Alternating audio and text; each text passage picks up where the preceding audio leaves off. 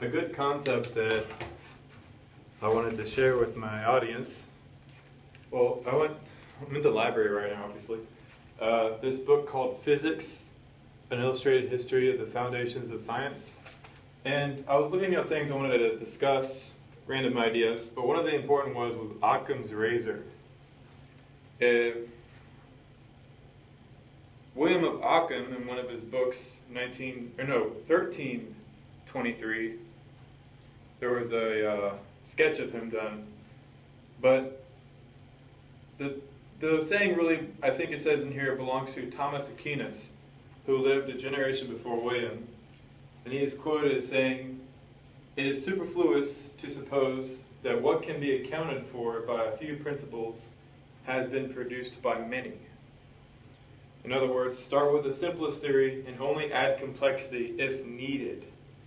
A simple principle that cements scientific building blocks to this day. Now, unfortunately, the astronomers and astrophysicists have skipped out on Occam's razor because of groupthink and various other reasons. But to explain to people how important this understanding is the getting rid of unnecessary explanations, you can't stress it enough, to be honest.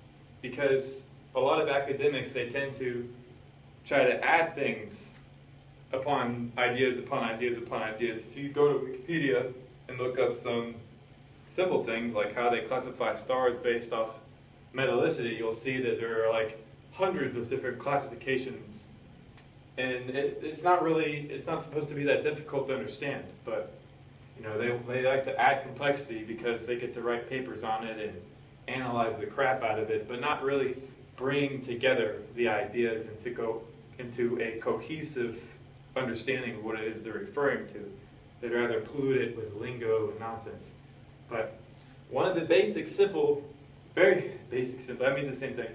One of the most basic things they screwed up is they separated stars from planets.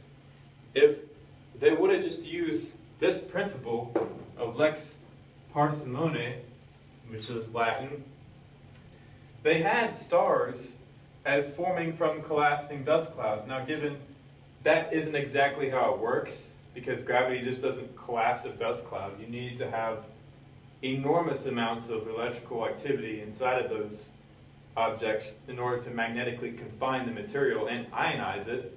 But given that they already had this as the main root assumption, that the star formed from a collapsing dust cloud, yet they added planet as forming from a disk. It is confusing to me how they have a round object forming from a dust cloud. It's really hot and bright, okay? And nobody ever spoke up and said, wait a second, what if this thing just cools down and stops shining and shrinks? Well, then that means that we don't need to have anything formed from disks. That means that the star cools and becomes a planet. Therefore, the star has always been the planet. They are the exact same concept, only a planet is populated inside of mainstream journals and publications and meetings as something that doesn't actually have an intense spectrum. That way they can take spectrograph measurements, spectroscopy measurements of the star. They can't look at the star with their spectrometers, so they just brush it off as being a planet in their minds before they even realize they're committing the fallacy of basically ad hocing things in there where they were never needed. The collapsing dust cloud is the star itself. Now, in another talk later, I want to go over the Kelvin-Helmholtz mechanism. This marker is dying on me. Kelvin-Helmholtz mechanism. I think I screwed up the spelling of it. But basically, these two gentlemen got together and said, well, the sun must be gravitationally collapsing in order to radiate the heat.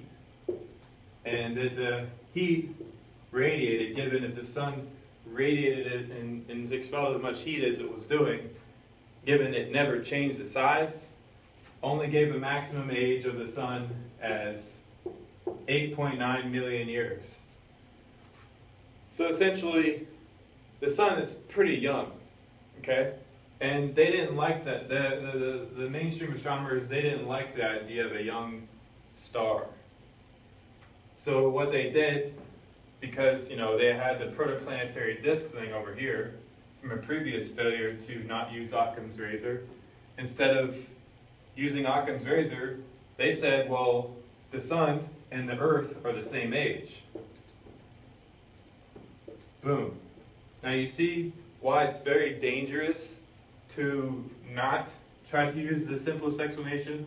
Because when you do that, when you don't use the simplest explanation, and you have extra concepts like stars being separate from planets, and you have to invent an entire theory called the Nebular Hypothesis, in which the star has to be, or the planets have to form from disks, and the star is the only object that's formed from a collapsing dust cloud. Therefore, they form at the same age, meaning if you find the Earth to be 4.5 billion years old, that means everything in the vicinity is also 4.5 billion years old, meaning, boom, they had to find a source of energy for the sun because Kelvin and Helmholtz thought that it was gravitationally collapsing, and it was very, very young. It couldn't have been 4.5 billion years old as the Earth. So what did they do? Oh, well, they had to think of something that could power the sun for that long. So they invented what's called the fusion model. Oops. They made a very grave mistake based off of not using Occam's razor yet again. So let's break this down easily. First off, they assume a star is different from a planet. Okay? So they separate those two concepts. The sun is the star, Earth, Jupiter, Saturn, Neptune, Uranus are planets. Boom. How did the star form? The sun? Well, it formed from a collapsing dust cloud. How did the other round objects in the vicinity form? Well, since the objects in the vicinity are something else altogether, they had to form from some other process. So they had to form from a disk, meaning they collapsed like a miracle into a disk around the sun, forming round objects, without mechanism for explaining how the angular momentum was lost of the objects, but that's for another talk. Then what happens is, after they invented disk theory, the disk theory says that all the objects in the solar system are the same age because they formed at the same time. Boom. Crap. Kelvin and Helmholtz come around, they calculate how much energy the sun could release given it stayed at the same size, to be 8.9 million years. Say, oh, well, that's too young, because the Earth and the sun formed from a protoplanetary disk. That means it's the same age. So, boom, 4.5 billion years old, radiometric dating the Earth. The Earth had to be the same age as the sun. That means the sun is 4.5 billion years plus. Now, since gravitational collapse couldn't explain it, because that would mean the sun's too young, well, there you go. The sun is powered by this mysterious fusion reactor process. Fast forward a few dozen years, we're trying to build fusion reactors that mimic the sun.